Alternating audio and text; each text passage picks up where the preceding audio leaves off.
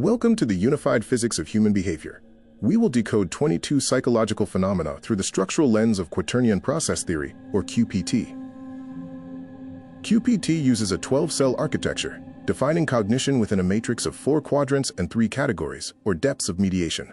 Every human action, feeling, and belief occupies a specific coordinate defined by its category and quadrant. Health is a continuous flow, where pathology is a loop failure. The categorical return means any idea must continuously descend to check itself against brute reality and felt human quality. This concept is visualized as the gravity of truth, contrasting grounded abstraction with ungrounded ideology. Why humans need narrative? Identity requires coherence across time, but experience is a flux of disconnected events. Narrative is the operation that transforms raw temporal sequence into meaningful pattern. This happened, then this happened, and it means this. Without it, identity would need to reconstruct itself at every moment. The story is the invariant that persists across the flux of experience. Novel insight. Narrative isn't an entertainment layer on top of cognition. It's the mechanism by which identity maintains temporal coherence. This is why narrative loss, in trauma, dementia, existential crisis, is so devastating. It's not that the person has lost their stories, it's that the operation that holds identity together across time has been disrupted. Trauma specifically fragments narrative by producing events of such overwhelming force that the existing story structure can't absorb them. Dunning-Kruger effect. Self-assessment requires the same skill being assessed. The beginner can't audit their own competence because the audit tool runs on the competence they lack. The expert's self-doubt is the opposite.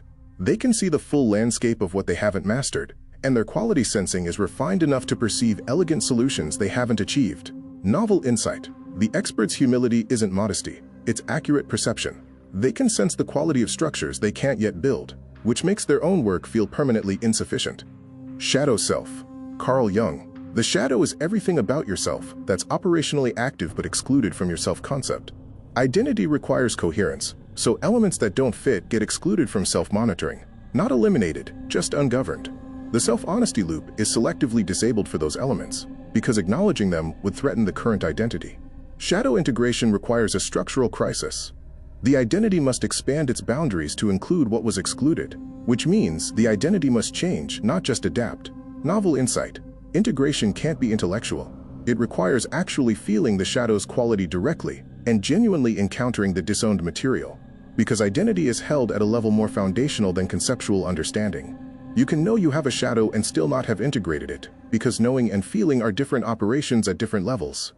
Social comparison theory. Self-assessment uses other people's visible outputs as the reference standard. Upward comparison can feed learning or demolish self-concept, depending on whether identity is secure.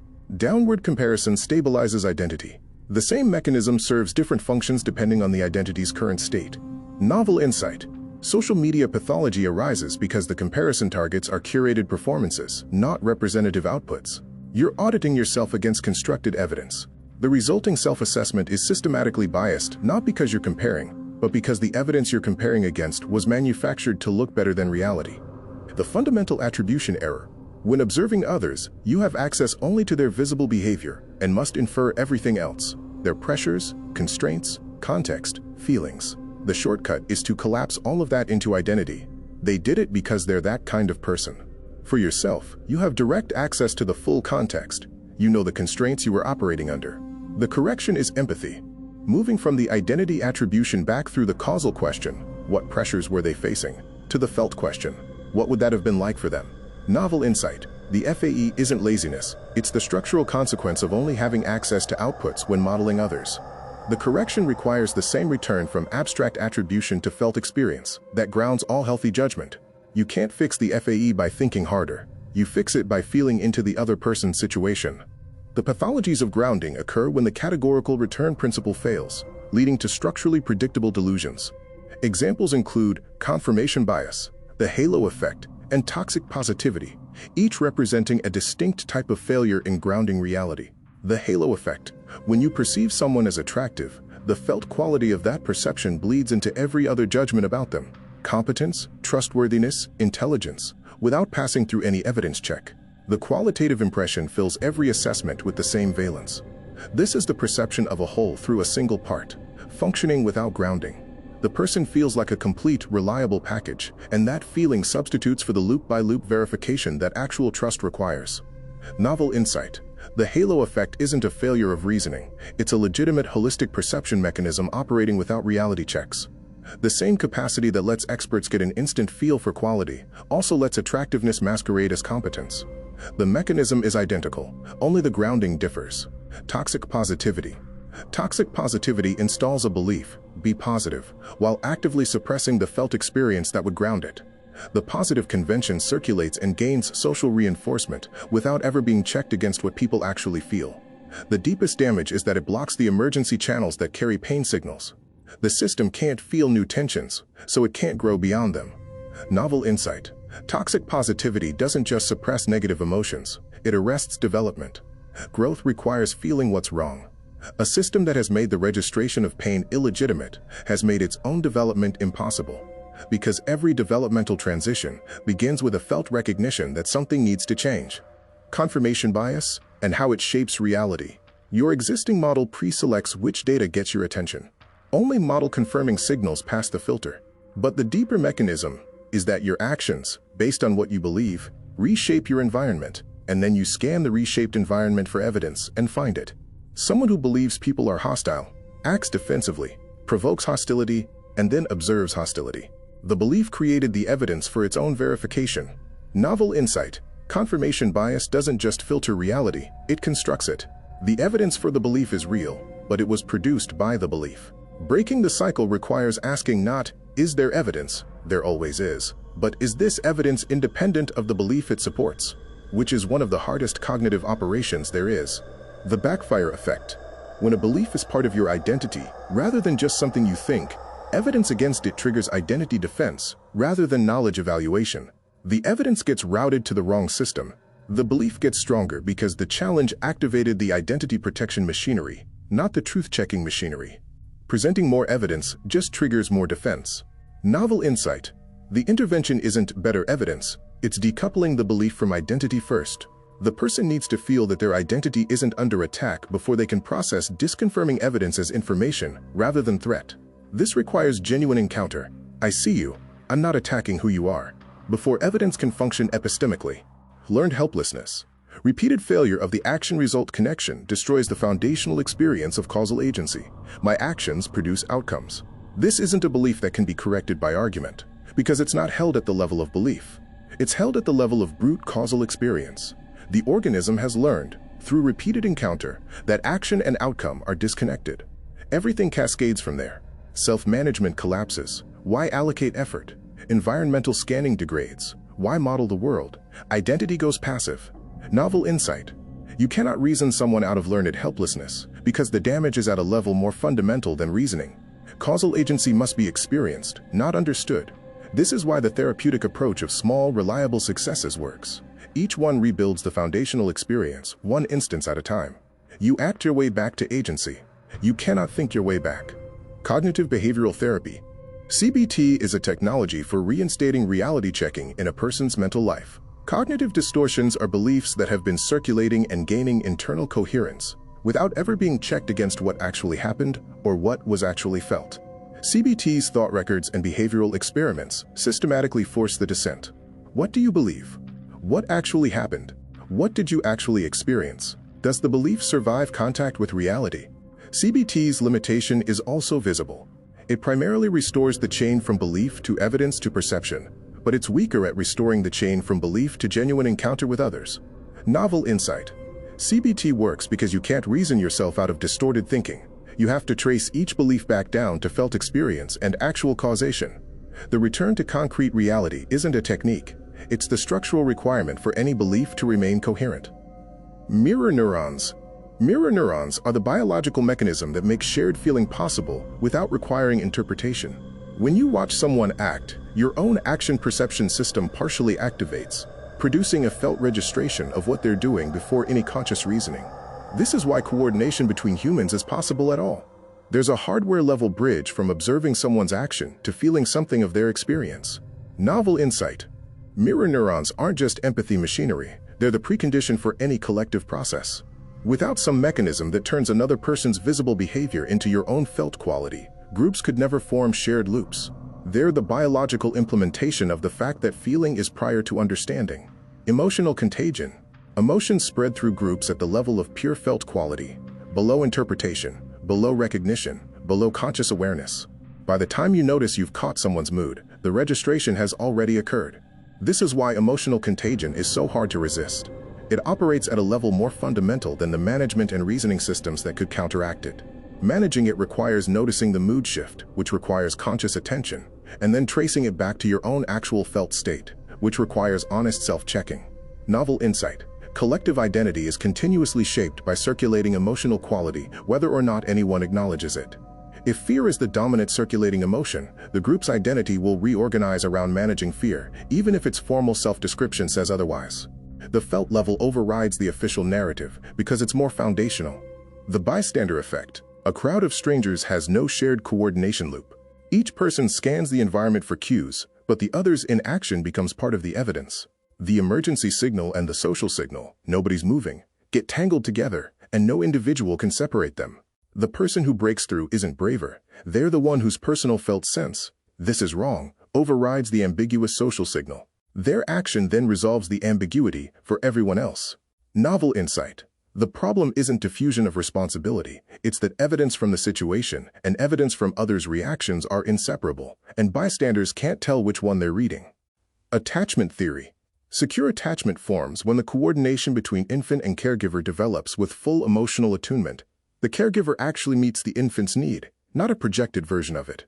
This gives the child the structural foundation for forming a stable identity. Anxious attachment forms when the coordination is real but unreliable. Avoidant attachment forms when operational care is provided, but felt attunement is bypassed. The child develops premature self-sufficiency that looks like strength, but is actually arrested development. Disorganized attachment is the worst. The caregiver is simultaneously the only source of safety and the source of danger, creating a tension that arrives before the child has any capacity to hold it. Novel insight. Avoidant attachment isn't resilience. It's a child who learned to run their own system without relying on coordination, which looks functional but leaves their entire capacity for genuine encounter with others undeveloped. The Pygmalion effect. High expectations widen the space within which someone is allowed to operate. When a teacher expects competence, they give broader boundaries, intervene less, and transmit a felt quality of trust through every interaction. The student registers this quality and it grounds their identity. I am someone who can do this. Low expectations reverse the process. The teacher narrows boundaries, specifies more steps, and the student's self-audit passes at the lowered bar without prompting further growth. Novel insight. Expectations don't just motivate, they structurally determine how much autonomy the contained person has. High expectations are literally wider containers. The performance difference isn't psychological encouragement. It's the difference between being given room to develop and being given instructions to follow. The psychology of tribalism. Tribal identity is maintained through enforcement, rather than through felt belonging that freely renews. The return from who we say we are to what it actually feels like to belong is bypassed. Identity is held by convention and enforced by social pressure, not grounded in genuine felt quality. This is why tribal identity is simultaneously rigid and brittle. It's formally coherent but qualitatively hollow. The in-group/out-group boundary becomes absolute. Environmental scanning narrows to threat detection. Reality checking is captured by tribal information sources. Under scarcity and mortality salience, each of these systems degrades further. The group closes ranks, stops exploring, and rigidifies its identity. Novel insight. You can't argue someone out of tribalism, because tribalism is held at levels more foundational than argument. The felt quality of belonging and the patterns of genuine encounter operate below reasoning. The way out is specific. Restore felt belonging based on actual quality, not enforced convention. Restore genuine encounter with outsiders, not strategic performance, and gradually let environmental scanning re-engage its full range.